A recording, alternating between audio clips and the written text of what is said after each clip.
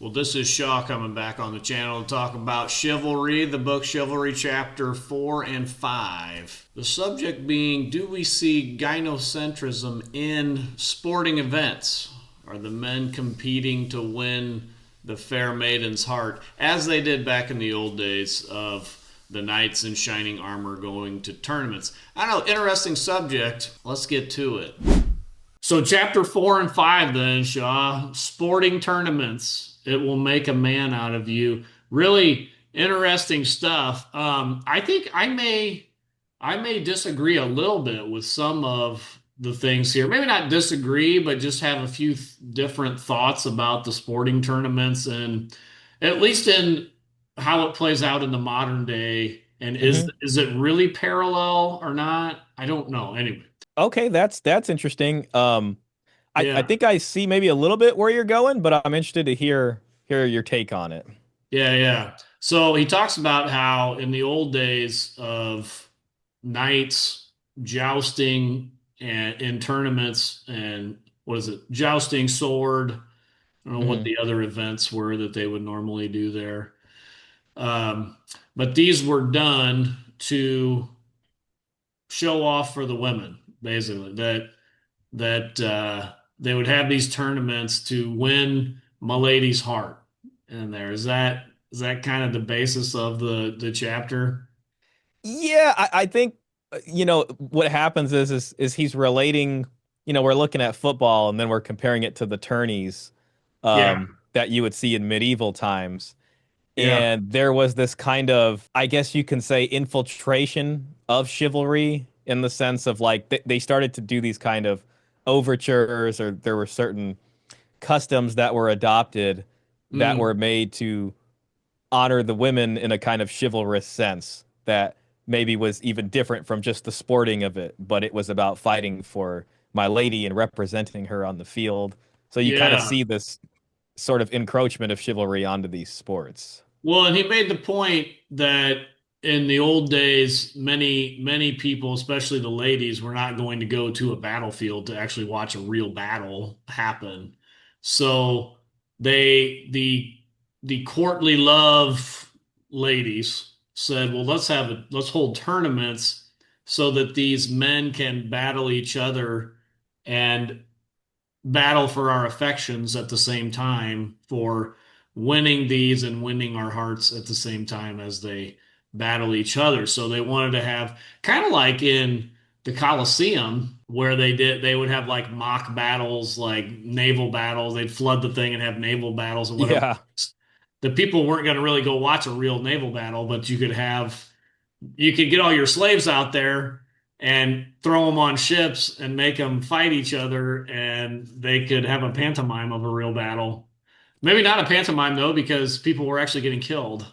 Yeah, it was the closest thing to being out there in the actual that one probably a lot closer. But I did think it was interesting because he asked the question of why you're playing the game and the Yeah, motivation. And in it he's talking about, football and these tourneys and things, but it really is this kind of metaphor. And he talks about maybe ancient Greek times and how it was different.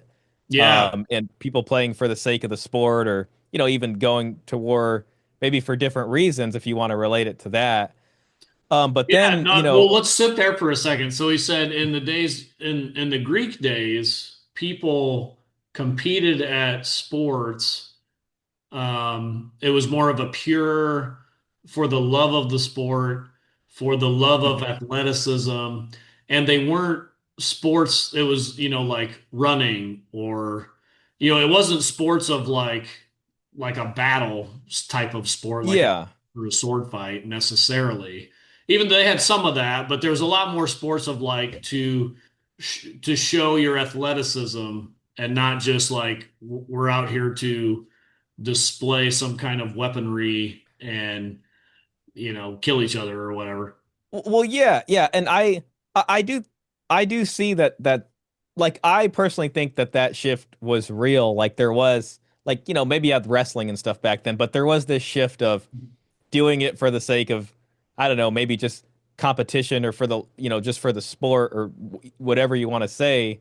Yeah, But then there was this kind of, as the people's maybe you can say psyche or consciousness starts to change as chivalry starts to take over the culture. There is this, I'm representing my lady on the field, and they're Yeah. wearing little ribbons and stuff maybe on their helmets that they got from the lady, Hmm. and there's this kind of recognition. The ladies are there watching, and they're specifically honored in their boxes too, Yeah. over there, and their presence starts to play a role, and certain things are done in order to acknowledge them and make them feel special, basically, and represent, I guess you can say, their honor, and the guy would fight harder. um, it does seem to be the case, and the Yeah. question is there a corollary of that today in some of the sporting events that we see?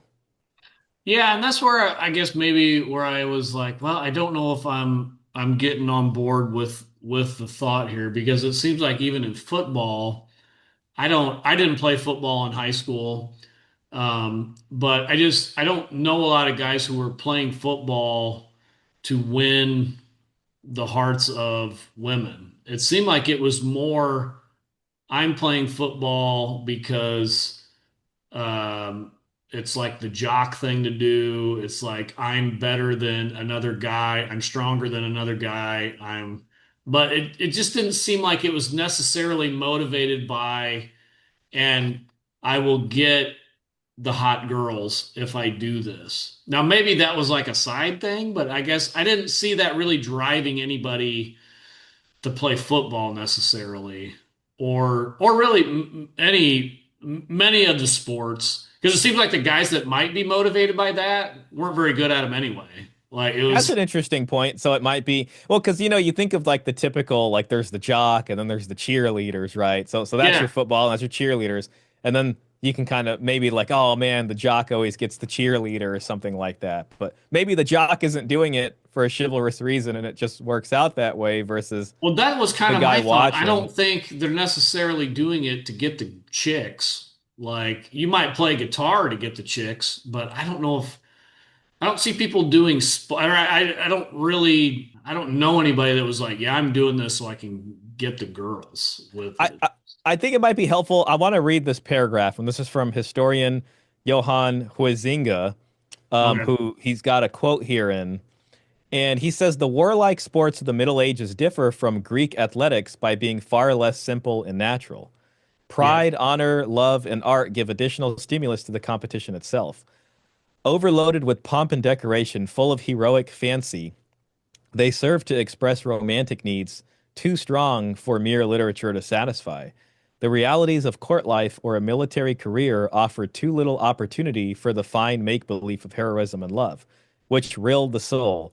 So they had to be acted. The staging of the tournament, therefore, had to be that of romance, that is to say, the imaginary world of Arthur, where the fancy of a fairy tale was enhanced by the sentimentality of courtly love. So I guess when I read that, it's like I can see the games and the sports being played, but then it sort of gets at least co-opted a little bit to sort of provide an outlet for maybe these people who are kind of high off of these chivalric tales or romantic love tales to sort of say, Yeah. okay, this one is my hero or my knight, and it takes on a little bit of these theatrics, Yeah, no, to and some extent. I don't doubt that in those days these tournaments for jousting and sword and stuff were done for the romantic love to win my lady and in that chivalry type of thing. But I don't know if that's necessarily what we see today when I look at like football. And now these men certainly get a lot of women, but I don't know if it's done for the same reason like it was then. That's Um, one thing.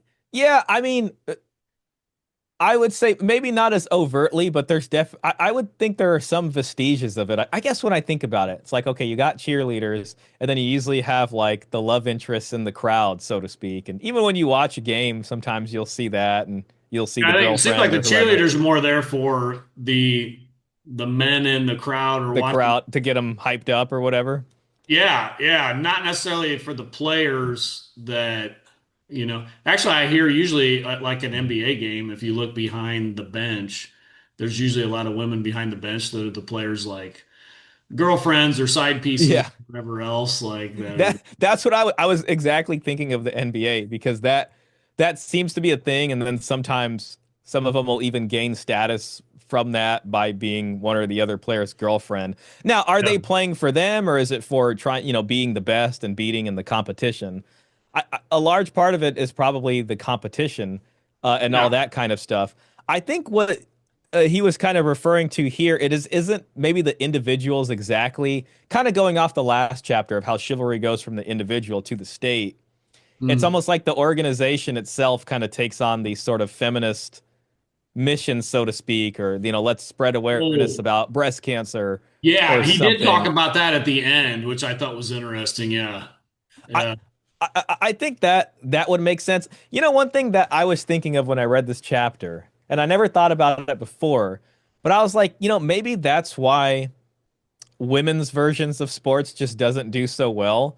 Because if we have a gynocentric chivalric culture that plays into a certain thing, even though it's men's sports, it still has a role for women, I guess, to want to go there or be the girlfriend or cheer them on or whatever it is, and to Mhm. watch these guys. Because the beginning of the chapter, he talks about, how masculinity is sort of shamed or called toxic masculinity in one aspect. But then when it comes to things like football, which is, people get injured, you get CTE and all this kind of stuff, that's like really celebrated because it has this kind of, I don't know if disposability is the right word, but this high chance of like injury and stuff like that. And it has this sort of aspect maybe to it, yet that's considered the most masculine. So it's like men being trained to do this Yeah. kind of thing and then being celebrated.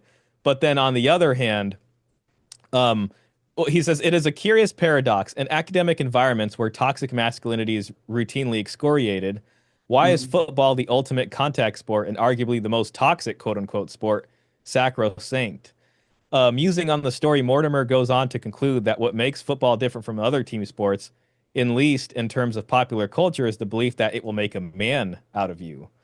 And then there's a quote here. I can But I it can read seems it. like when you're saying that, and I was just talking to another friend of mine about this, but it seems like it's the men that keep football around, not the women. Because Yeah, I think if it was up to women, they would just ban it, they would. Yeah, or they'd be especially the annoyed. moms of the players and whatever. But but even I was talking about this with some friends of mine at Bible study a couple weeks ago that like in some of the local schools, it's like wrestling has been tossed out of a lot of high school programs now because the insurance is so high for a wrestling program because of injuries and blah blah blah.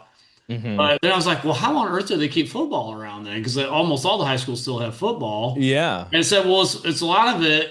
It's saying is because the dads are like, well, I played football in high school and I was fine, so they can too. And so it's like the dads keep it around. And but the wrestling thing, I guess that's got because I was more argued. My sport is boxing. I like boxing, Hmm. and I did amateur boxing when I was younger. And boxing used to be way more popular at like especially at the collegiate level, where a lot of colleges had pugilist clubs and whatever, and Hmm. teams and that kind of stuff. And that's like almost non-existent now. Uh, Yeah. but there's all kinds of, I mean, because it's violent and it's you get hurt and blah blah blah.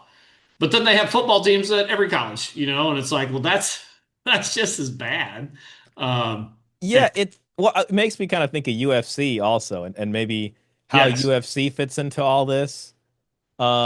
If you can, if there is a type of chivalry there, you know what I mean? I don't know. I don't. Yeah, and I don't know. I mean, I hear what you're saying. It's definitely something to be questioned there.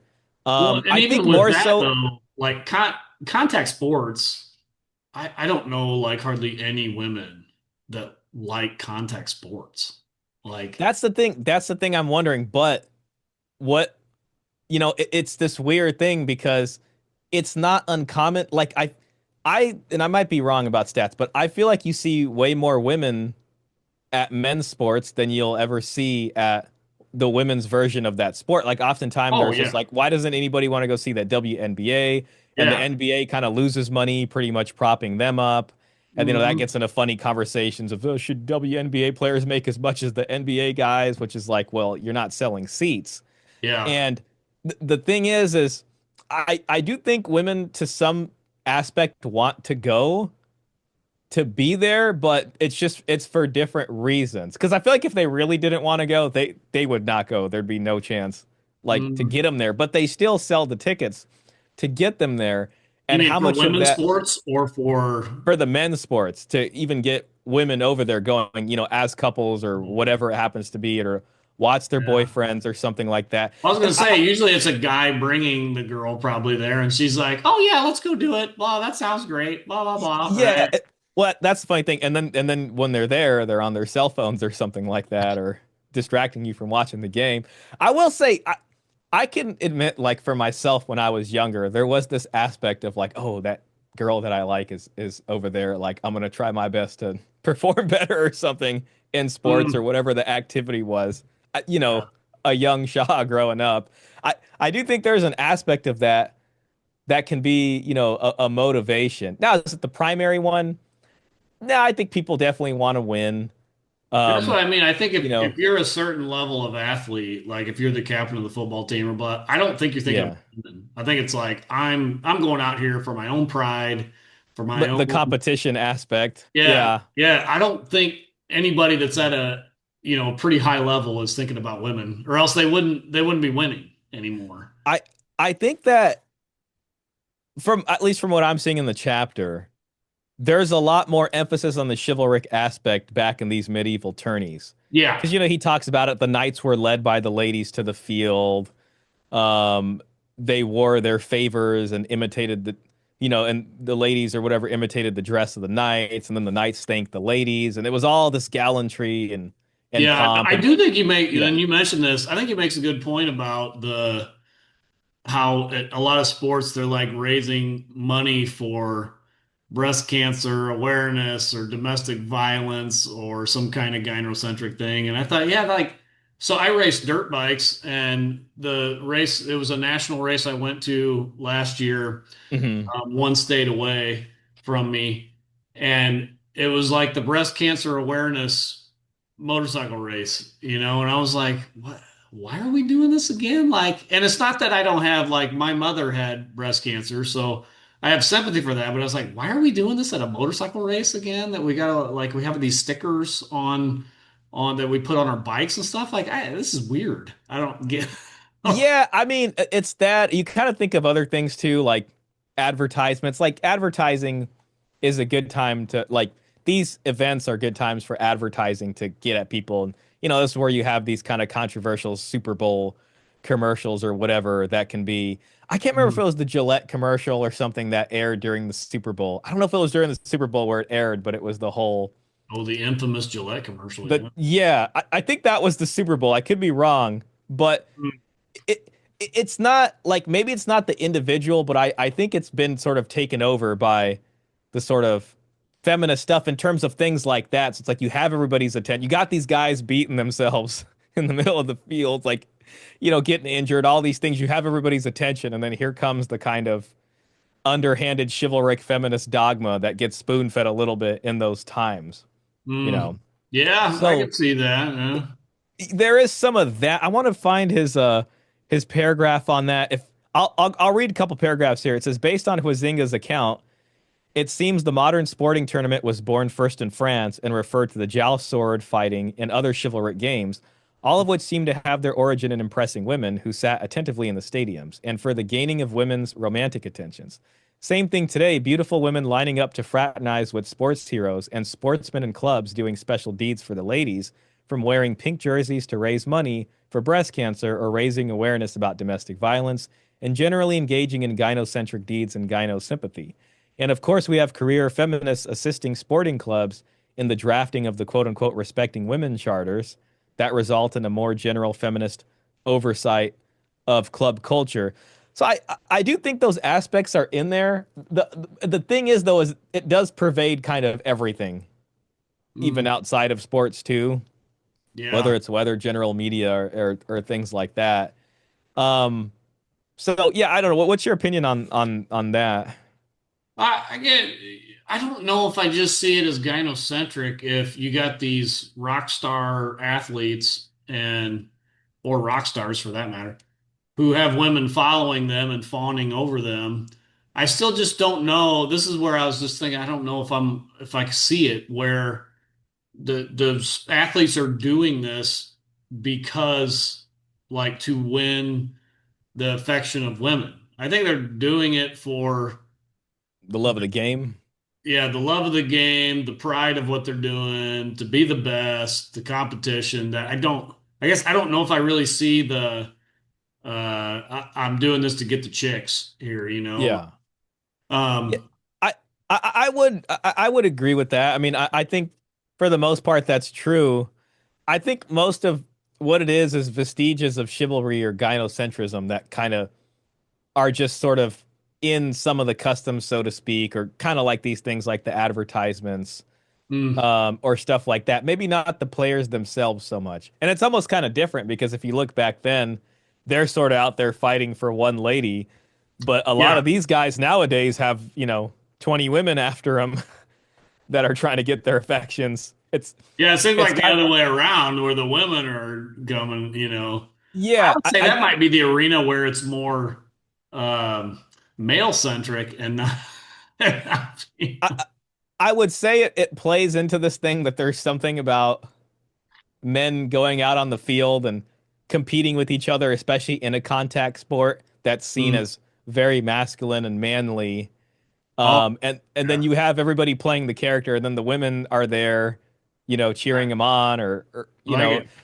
I but can for attest. different reasons. Well, when I used to amateur box, man, there was I think what was it the last fight I had.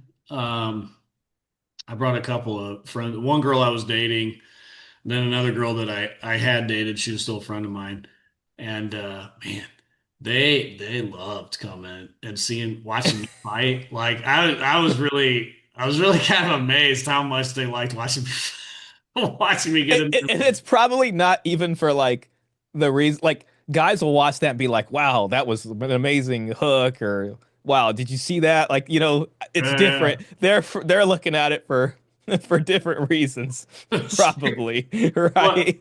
it was funny too because I saw the contrast and the one girl she like couldn't watch like when I would get in there and if I would get hit she'd be like oh I can't see you know Yeah.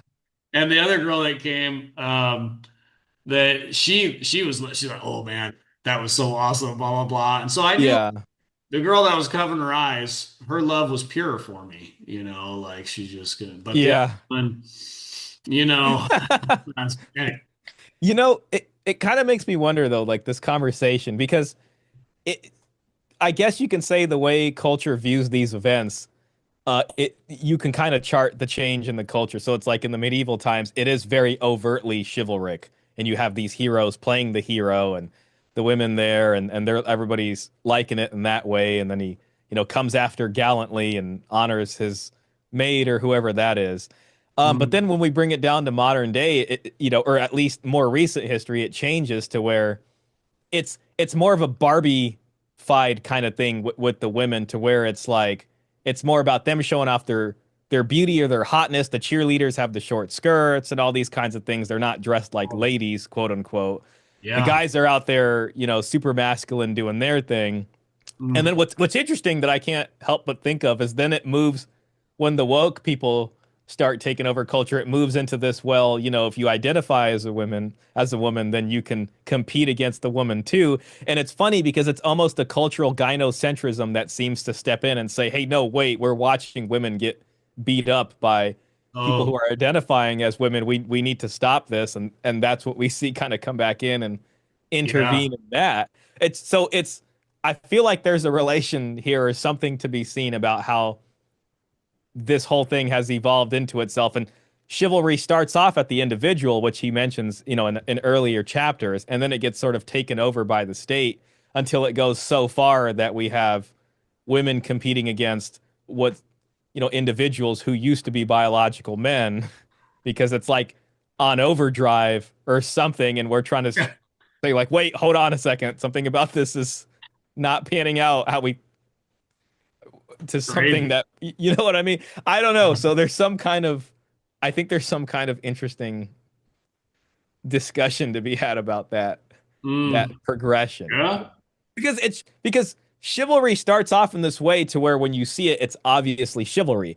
And people will say chivalry is dead because they don't see what you see in medieval times. But it's there. It's just become this hyper form of chivalry in what we see and how it's part of the organization, maybe not the individuals, or how it's part of the state or the state Oh, yeah, takes like the over. last chapter that it's shifted to Yeah. our institutions and not necessarily each individual man providing the chivalry. Yeah, that's the part that's interesting to me because I see what you're saying and it that makes a lot of sense. I think the individual motivations are what you're outlining, but as you have the sort of state apparatus take over these sports organizations and govern how they do things, chivalry kind of starts off pedestalizing these women to some extent, and then the pedestal gets so high that it's like a woman can do anything a man can. Then it's like, okay, well, why shouldn't someone who was a biological man identify as a woman or go through a transition and then compete against these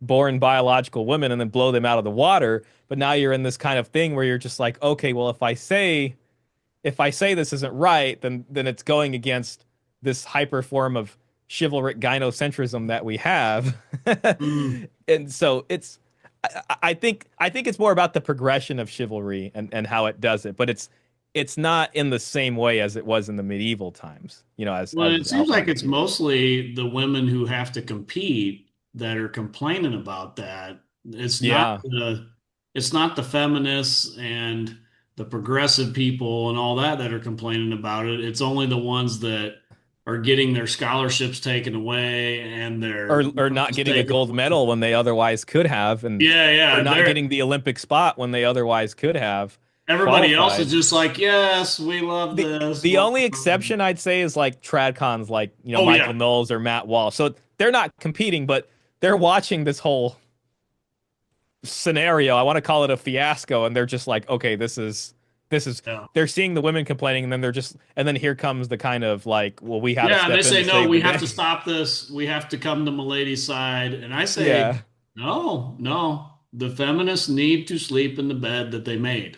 Like, See that they that's have to what sleep someone in it. who's not a gynocentrist would come out and I think I've even seen some of that stuff on Twitter. They'll be like, just let them. This is what they wanted. Let them learn the hard way, which a Yes, lot of them exactly. were No, they learning the have hard to. way. They have to learn. It's just like a child. Like, they Yeah, have to learn the hard way, or else the craziness will just continue forever. yeah, And yeah. Sorry, go on. yeah, I don't know. It seems like maybe some of that's backed off now, but I don't want to see it back off. I just want to see it just implode on itself, I, really. I think it has backed off because of TradCon um influence. You got conservatives and Republicans in power, so they're like, okay, let's get them out of women's sports and stuff like that. Um, Yeah, I don't like that. I think they got to sleep in the bed that they made. And yeah, I can see that reasoning too. It's interesting to think about the sort of progression of the whole thing.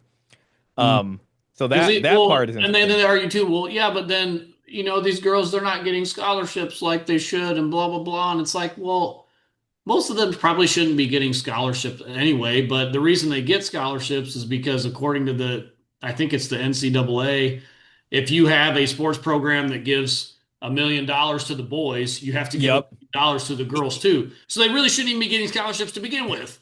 Well, And even though they don't sell the same amount of seats, I mean, it's one thing yeah, to give 1 million to the boys, but if you're selling seats and getting ticket revenue in, this lopsidedness now gets explained. But it's like, okay, we're going to give the same amount to women, but they're not actually bringing in the same amount of revenue because nobody's going to see it, or so and they're not selling that's why seats. again, I think no, they need to sleep in the bed they've made. If that means the end of girls' sports, well, too bad. Like it shouldn't have gone to this level anyway. It's Well, crazy. it's interesting too. It kind of reminds me of the last chapter where he talks about, the chivalry in the individual is giving up and giving your seat. But then when the Mhm. state takes over, they're actively taking seats away and giving it to women. Yeah. Not so much because men are getting up and doing that, but it's sort of like a forced, all right, we got to give some seats over here. We got to have the women's program and we got to Mhm. spend this much money. And the guys team is kind of subsidizing this by Well, by doing that. well, and actually, as I've thought about that, like maybe I should advise my daughters to go big into girl sports because it'd You be can get into college probably a lot easier or different yeah, a lot shot at it. easier compared to having to compete like men would have to compete in these sports to get into them. Like, because they have to fill the same number of seats for the women to be fair and yada, yada, yada. Yeah. Anyway, Yeah. it's just crazy. Like, it's just crazy stuff. Like, Yeah, but that chapter was it was interesting to me because it made me think about a lot of this stuff in a different way, and just how it interfaces with our culture. And me growing up, I've kind of watched a lot of these changes in the culture and this back and forth, and um, it's well, it's kind of fascinating to me just how that works. so do you, I guess here's my thought with, because I thought it was good how he compares the Greek athletics to Mhm. the the chivalric tournaments then, which are done mostly to impress the ladies of the court, where he even says that the ladies were the supreme judges of the tournaments, and if any complaint was raised against a knight, they adjudged the cause without appeal. So it's all done for them, basically. And Yeah, the Greeks did their sporting events for the love of the sport, for the love of athletics and that. I think today we mostly do sports for the love of the sport and for the athleticism of it. And that I don't know if I really see this played out really that much today. I, I Maybe the biggest thing you could say is we do it for the love of money, not necessarily for the I love of think that's true. sport. I Yeah. I think that's true. There, yeah, I mean, it's definitely become commercialized. You can even argue love in general has really become commercialized and sold back in terms of how our culture views things. They say sex sells, Yeah. romance is a big thing. And like most things, sports also is heavily commercialized. I mean, when you think about kids and their favorite sports athletes, and they're not probably really thinking of women. They're just thinking about, oh, I love Kobe and I love, LeBron James, and Yeah, they want to because be they're like like them. amazing at this, like, in The my day sport. it was Michael Jordan, and to watch Jordan cut through the defense and come up, spin around Yeah. to a dunk, it was just like, how on earth, with guys as good as they were on defense, could you cut through there and do that? Yeah, and then It's and then like, I go play basketball with on the court with my friends and I'm terrible at it. And I'm just like, gosh, they make it look so easy. You know what I mean? yeah, yeah, but I don't, yeah, I just don't know if I see the parallel there. Maybe that's not his point too, but it seemed Yeah. like it was kind of some of the point, and I was like, I don't know if I can quite see the parallel Yeah. I could see there. what you're saying. Like maybe it's not as pronounced as it seems to be presented here. Maybe even back then in medieval times, I'm sure there was still that motivation of like, I want to win the joust. You know what I mean? And it isn't always Yeah. for. But do you remember that movie A Knight's Tale from like, Yes. Oh, that man, I was haven't good. seen that movie in years. Yeah, I Oh, remember I watched that movie in theaters. That was a good movie. But that was good. But now, it actually does have the humiliation in it, which they talked about, which was very much part of chivalry, that a man would humiliate himself for my lady.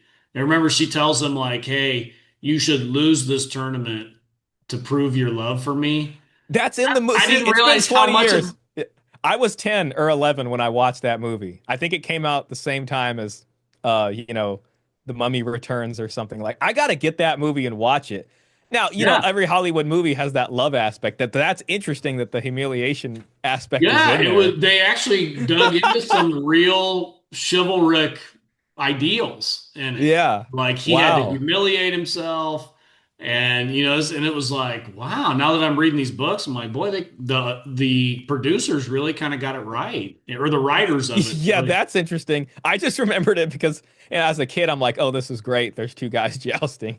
I Mm, just I just remember that last part where like the guy has like the point of his joust and it's a fist, but it's secretly there's like a sharp point Yeah. under it, and he's trying to like cheat or Yeah, whatever. yeah. Ah, it was a It good was a movie. good movie. Like, Yeah, I gotta go back. I'm gonna buy the DVD of that and watch it on my CRT TV back here, just okay. for old time's sake.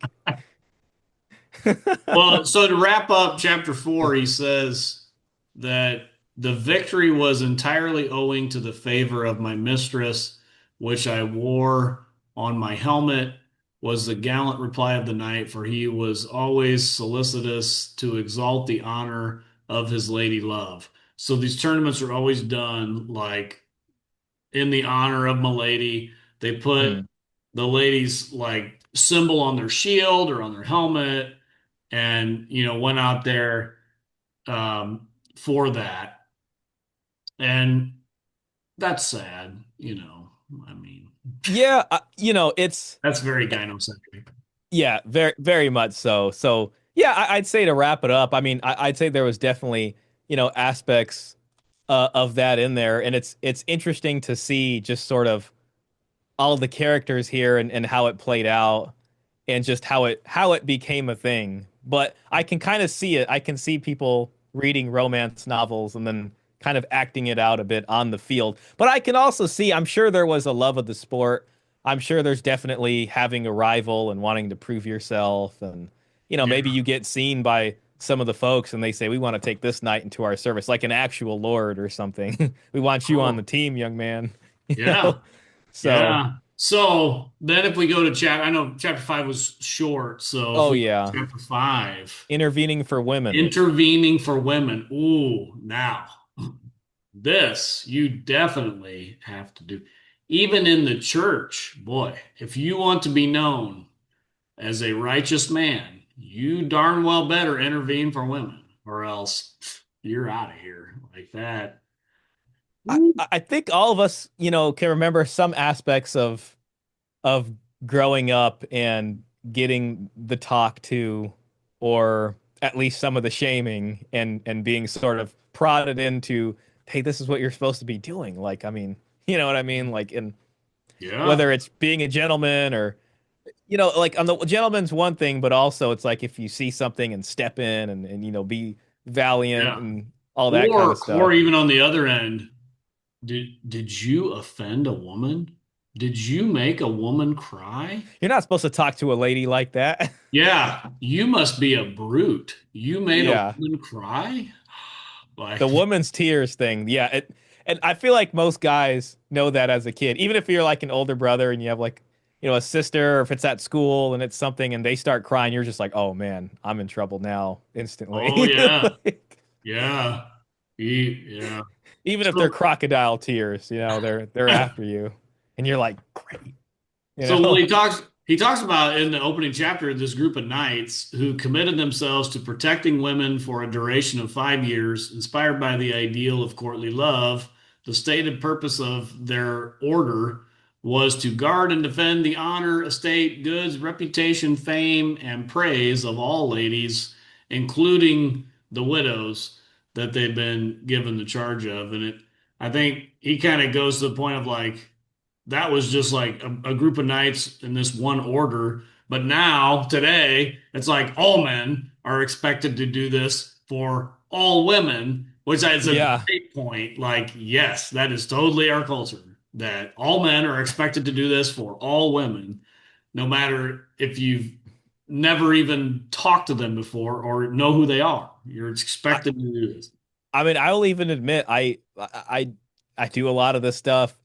I don't even think about it too much. It's just, the way you're raised, old habits kind of die hard. Like I'll open the door, I'll wait there for a while, you know what I mean? And I don't Mhm. know. I just kind of do that stuff, but I Especially if she's good looking. yeah, there you go. Yeah, it's like, "Oh, hold on a second, mate. Let Hello." me get that door for Yeah, well, it's interesting, that they mention all women, so to speak, like even here in this time, and they're talking about older women or widows and this and that as well. It's interesting that they created an actual order of knights specifically to do this. It's Mm, and they sent this out far and wide as their mission, and any lady that can call on them that and what he writes is that or what this is that any lady who called on them, whatever that knight is doing would be expected to drop whatever task it was that he was doing and go out there and get this figured out and fight on her behalf, Mm. um Yeah, no, and I see deal what with you're her saying. Like it is oppressor. ingrained in us too. Like if you go and help a woman, let's say maybe an older woman, right? Because Hmm. then it's not like you're trying to get a date or something, but Yeah, you just like really feel good about yourself for the next couple days. Like I went and came to this older woman's aid. I yeah. just feel like I'm such a great person now because I did. Like you just really like, and that has to go to like just this ingrained Well, that's the interesting belief. question because it's like I think we're so used to that growing up with that that we say, "Oh, that's probably part of our biological nature to help someone that is not within our kin group or that we don't know or that's really putting ourselves at risk." And we Mm, might think since it's so, I mean, this has been going on for at least, since this stuff was going on, right? So that's some hundreds of years. So you think, "Oh, well, that's just the way it is." But then you ask, like, how much of this is a cultural gynocentrism? How much of this is more nurture than nature? You know? I yeah. man, you unlocked a memory for me. This happened probably like 5 years ago. I was used to bike ride a lot then, and I happened upon a it was an older woman, a grandma and her granddaughter who was, like a teenager or something.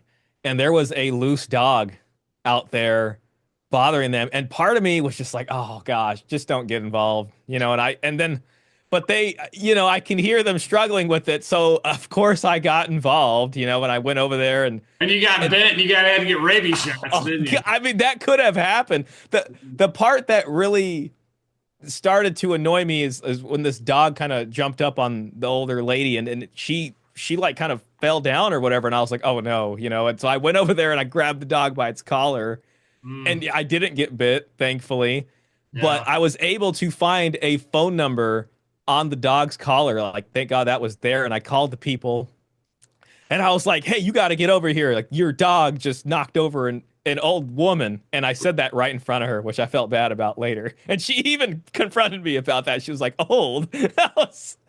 She was joking. And then the Man, folks was she came and old?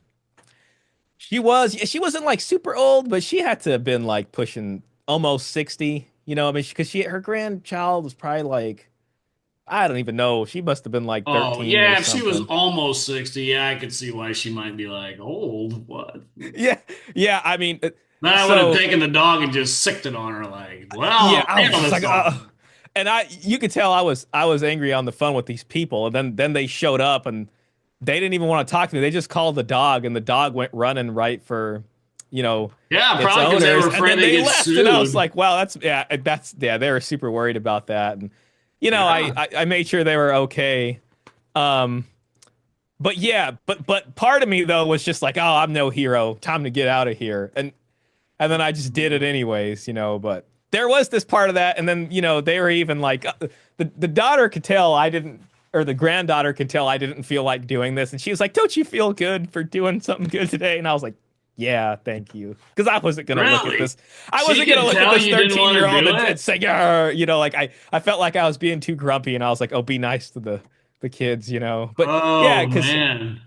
yeah, she can tell like I Oh, was I'd I be was like down for annoyed. that. Even if it was some wuss dude and his son, I'd be here. Give me that dog. Get out of here. Yeah, I just Like it wouldn't make a difference if it was a woman or a man. To me, it's like if somebody needed help, I'd be like, all right, step aside, it's hard son. to fight against that. It's Yeah. hard to. And I mean maybe I used to have a larger dog myself prior to then and Um, I can understand well, people's actually, fear. I don't want to lie. Let Mm. me say, Shaw, it would make a difference if she was like really hot. Okay. I think you're just saying what most guys Is are my thinking. wife listen? Hopefully, my wife's not listening. She's like, what is Ben talking What's he talking about? What do you mean if she's really hot? Was about? see that, If she that, was that like, if she was like a redhead, oh yeah. that's the tough part though because see that's where a lot of guys, I mean, I get it. Believe me, as a guy, I totally get it. I almost have to train myself to avoid that. Like, no, you're only doing this because she's hot. Keep going. Keep Yeah. driving.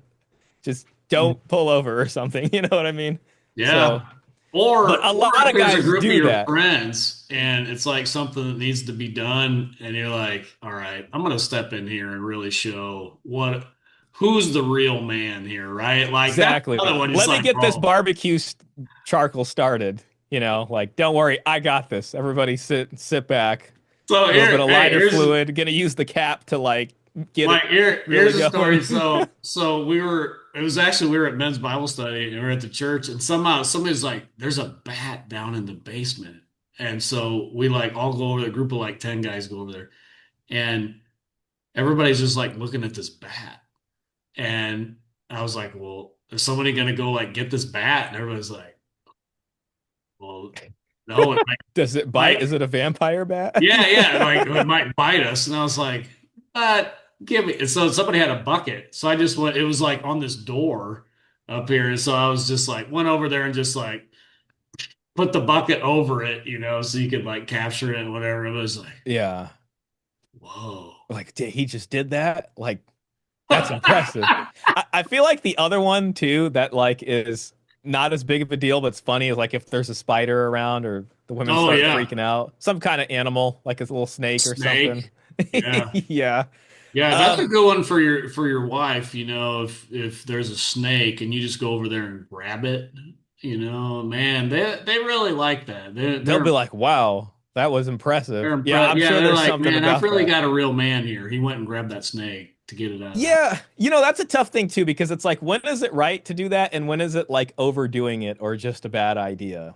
Like and Mm. and that's what I think a lot of guys, especially as with red pill and stuff like that, they're starting to see that men aren't as appreciated or you're kind of just a dummy if you get too far into some of that stuff, like I don't know, Mm. it's interesting because it seems like a lot of men are one part is being shamed because it's like on the one hand you're hearing what traditional conservatives are saying, on the other hand you're getting screamed at by feminists who are saying they don't need any man. So there's all this like what's going on, and then on Yeah. certain things like you say, like if the situation is really bad and you're just like it's very hard to ignore and you're just like, okay, am I going to feel bad about this later when I lay my head down to rest tonight if I don't Yeah, do anything, that's hey, you know? Sean, that's a really good point because I do think like I don't want to go to bed tonight and be like, you know what?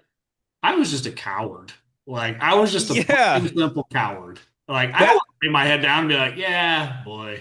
because it'll bother you. It'll bother you if that happens. It's like it's Yeah. better to just not. Yeah, and it's like then the question is how much of that's nature nurtured. That's the funny part about it. But certain things are just so egregious. But there are times where I have avoided things, and I did question myself later and said, was that the right thing to do, or was that how do I feel about that, or maybe I made the wrong call there. But certain things you don't know because people play on that. People play on that sort of feeling, and Ooh. there's another memory. This doesn't have Yeah. to do with women, but I was filling up my car at a gas station once, and this like 13-year-old boy, I don't know how old he was. He must have been like 10 or something. I don't know where this kid's parents was, but he shows up and he's like, "Hey, can you help me out?" And there was a tied pit bull to like a light pole on the corner, and he wanted to like take the pit bull home or something. And I was just like, "No, no, I cannot help you out." And Whoa. I felt bad about that later because I would have wished I would have been like, "What's your parents' phone numbers? Like, let me call them for you. Like, where are your parents at? Are they okay with you with this pit bull or something?" But I just got out of there. So I felt bad about that. But the other part of me was like, if I intervened, it's like, okay, we go look at this mysterious pit bull. This pit bull bites this kid's face off. Suddenly, I'm the only adult in the situation that made this stupid call to take this kid to go see this pit bull. And it's like, why did you do that? But then at the same time, this kid's out here ostensibly by himself. And Mm. I just left, which I also feel kind of bad about. And it's just like, I don't know what happened in that situation. But it's like, I don't know how much of this is a setup. Is a homeless guy putting this kid up to this? Like, what is the scam here? That does Also, sound a little bizarre. it's Yeah. very bizarre. Yeah. But I thought about it. I thought Mm. about it for many. many nights, too, like, oh man, did I make the right call there? Was I Mm, unnecessarily dismissive, Um, yeah, yeah, it's tough. Anyway, though, back to our chapter 5, with he's talking about this theme of chivalry and the Order of the Green Shield with the white lady on the shield. It bears so he's talking about this order to protect these women and blah blah blah, and so they put this green shield and they had the white lady on the shield that this is their goal, blah blah blah. And he says it bears a striking resemblance to the so-called white ribbon campaigns of today that require men, as was required of the medieval knights, to pledge oaths to never condone or remain silent about violence towards women and girls, and especially to intervene when learning of any male behaving badly towards a female. And and now we must all come to my lady's aid. That I thought it was a great point that this is nothing new. This has been going on since medieval times of in our gynocentric society that we all must come to my lady's aid. And I would say, why can't we just come to anyone's aid that needs help, instead of what is this? Never to condone or remain silent about violence towards. Why can't it just be, you yeah, know, people. people? Yeah, I agree with that sentiment also a lot. And it's interesting because, we do have these things in our culture, and this is where the gynocentrism really comes in. It's like, okay, and yeah, it makes sense. Like if I see domestic violence against anyone, but okay, even if it's a woman, it's like, well, I can call the cops or whatever, or report that or something like that. Yeah. But you don't hear this kind of same enthusiasm from the other side. Like, what about men who, are going through something also? It could also Mhm. be abuse from a spouse or something. It could be parental alienation.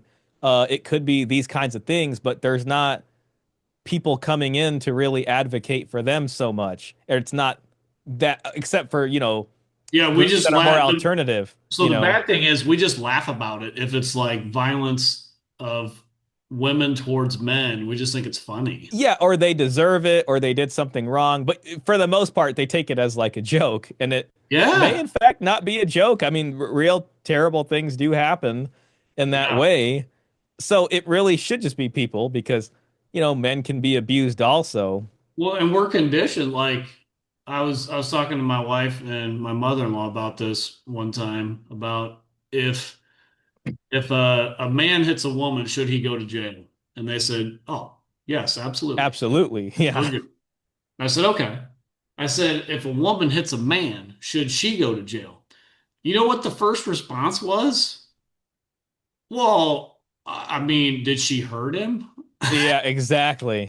And I Well, was like, why though? What did he do? whoa, time out, time out. What do you mean, did she hurt him? Most times when a man hits a woman, he probably didn't hurt her. Yeah. And, well, depending on whatever. But, Well, it depends. Yeah, I mean, a lot of them, and a woman could bruise easily. It could be something, or he held her by her wrists a little too hard or something because she was attacking him. And then the cops get there, and but well, I just there's a thought it was bruise on very her wrist. interesting. You Like, know? oh, if a woman hits a man, well, then we qualify. Well, did she actually hurt him? Oh, okay. Well, whatever. Yeah, that's a that's a good point. I mean, that's what you see a lot of in here. But it kind of makes me think also, like when you think of society going really too far, that it collapses in on itself, and it's like, well, if men are supposed to forego the lifeboats for the ladies, what does that look like in 2025 or in the woke Titanic? You know what I mean? And if it's going down, it's like, well, wait a minute.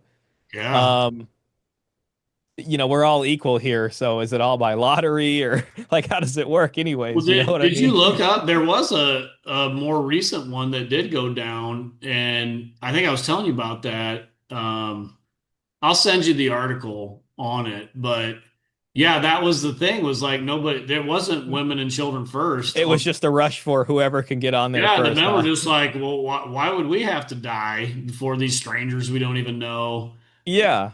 But I think a lot more people actually lived than when that ship went down because they say on the Titanic, a lot of people or a lot of men died needlessly because they weren't even filling the lifeboats up all the Oh, way. wow. Because the men Well, were I like, didn't know that. no, we would never sit on a lifeboat if there's a woman on board the ship, blah, blah, blah. Wow. And yeah, just like stupid stuff with that. Like, Yeah, I guess though when you look at it, in terms of gynocentrism, the question of intervention is an important one, and it's like I think every guy does need to ask himself or think about it, like when is it worth it to intervene, or sort of like why would I be doing this? Is it worth it?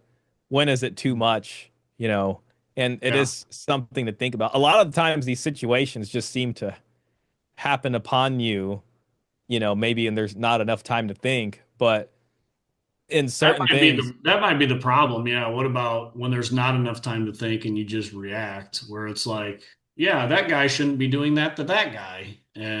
Yeah, And beyond probably what the call of like a good citizen is or something like that, but it's tough especially in today's day and age, because maybe those bonds of community aren't really the same, and you live in like a mega city and you yeah. see so many people that you don't know or never talk to and may never see again, frankly. Mm, And then when you live in a state like California where everything's so litigious, it's like seeing this dog um pretty much messing with this granddaughter and her grandma. It's like if that lady fell down, and what if she's like, oh, well, this guy had something to do with it. And I'm just like, why did I stop? Why didn't I just keep writing? You know what I mean? Like, yeah.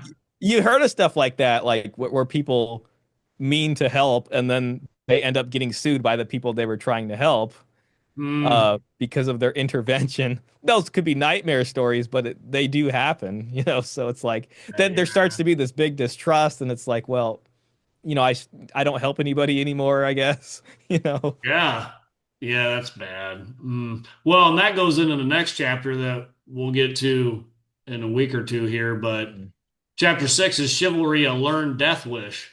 So, do we come to Milady's aid and then die? Like that? Yeah. Yeah, that'll be a good discussion for the next chapter, and I'll have some time to think about that. I'll think about that. When is intervening worth it? Or when is it Yeah. time to say no? My I body, mean, my choice when it comes to intervention, you and know? even when I mean, forget about chivalry. Even like, let's say tomorrow Donald Trump declares war on Iran because they're lobbing bombs at Israel. I think a lot of us should really take stock and say, do I really want to give my life for some conflict between two countries that I could care less about? Like, I don't think I Yeah, that's do. the tough part. I mean, well, it kind of, I know we talked a couple episodes about like why men would go to war, and there's various reasons like land and threatening to the family and stuff like that. And Yeah. yeah, I mean, a lot of it is, well, do you have a dog in this fight, or what is the motivation? Mm, What is the cost to be paid?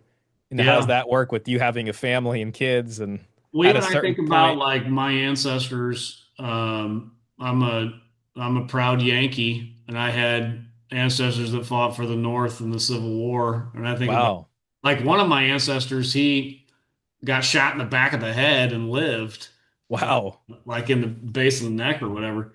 But he was at the Battle of Shiloh. But I just think about him like, what did he gain from going and fighting in this war? Like, I'm pretty sure he could care less if Southerners were part of the Union and had slaves and whatever. He was just this poor dirt farmer in the Midwest.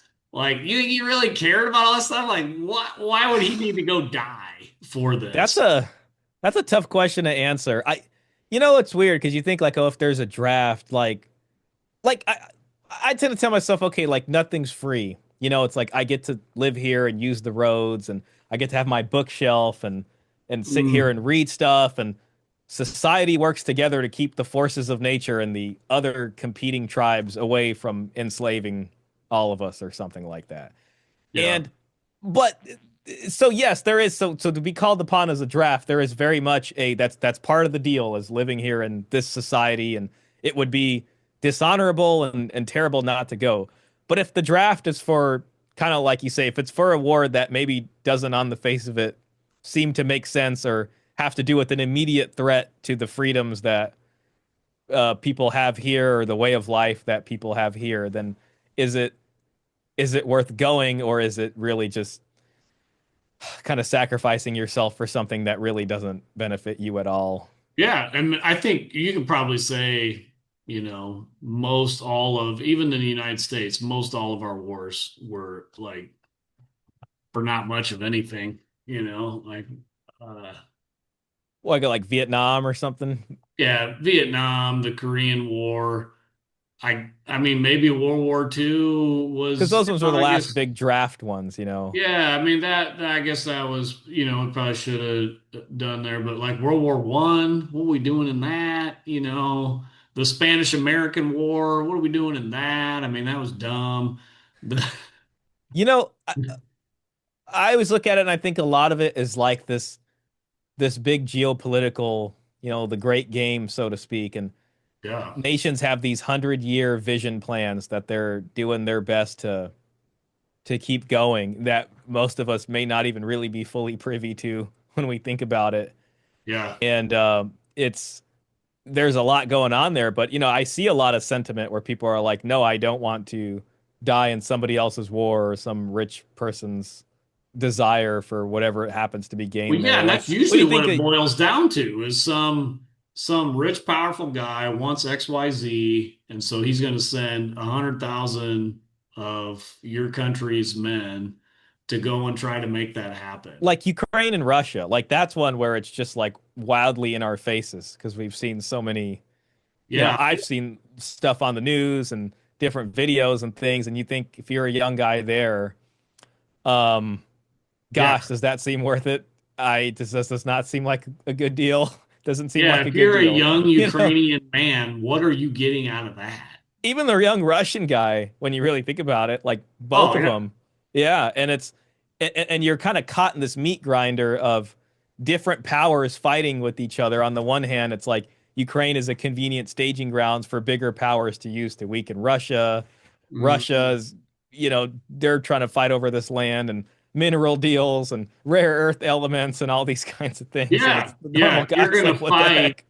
Think about that. If you're a Ukrainian man, you're going to fight so that the United States gets mineral rights to your rare earth metals. Like, Yeah. why am I fighting this again? And then not to mention the sort of gynocentrism in the background of all this. It's like, okay, you do that, but then the payoff when you come back home is half the jobs are taken by women, yet they weren't required to do the same thing. Yeah, So yeah. that They actually then got to guys really leave. start thinking, it's so, or if you look at the dating market or people having trouble having families, or let's say you're a divorced guy and all this stuff happened and Mm, you're just like, what was the point of this? And then it's like, okay, now I got to go do that. I mean, if guys don't feel like they're getting at least some part of the deal that was kind of promised, it's hard to feel the motivation or the justification to go and fulfill this end of well, the and if bargain, so you're to a speak. Ukrainian man, I would think you'd have it even worse. Of like, well, if we win or lose this war, half of our women left the country and probably married like German and Polish men now. Oh gosh, So yeah, who do I that's even another got thing. left to marry now in my country? Like with Yeah, yeah, that is the dark side. I mean, war is always ugly, but that is the stuff people don't often think about right there. Um, because that I mean yeah, they were all leaving it even before the war. Like the Ukrainian mail order brides, that's like a pretty well known thing. Like what? yeah, I mean, for something like that, the spoils of war and what the survivors get on the return home better be something worth it. Like there better be a government issued 3 acre plot of land here or something that Yeah, I'm and we getting, know they're you not getting know. mineral rights. Those got given away to somebody Yeah, else. those exactly. So now, yeah, So that what is are the a spoils of? Yeah, it used to be like you're saying in the old days when you would go and risk your life with going with King Arthur to fight the Crusades or whatever. Like you came back with some legit spoils of war. yeah. Yeah, Otherwise, I nobody mean, would have gone.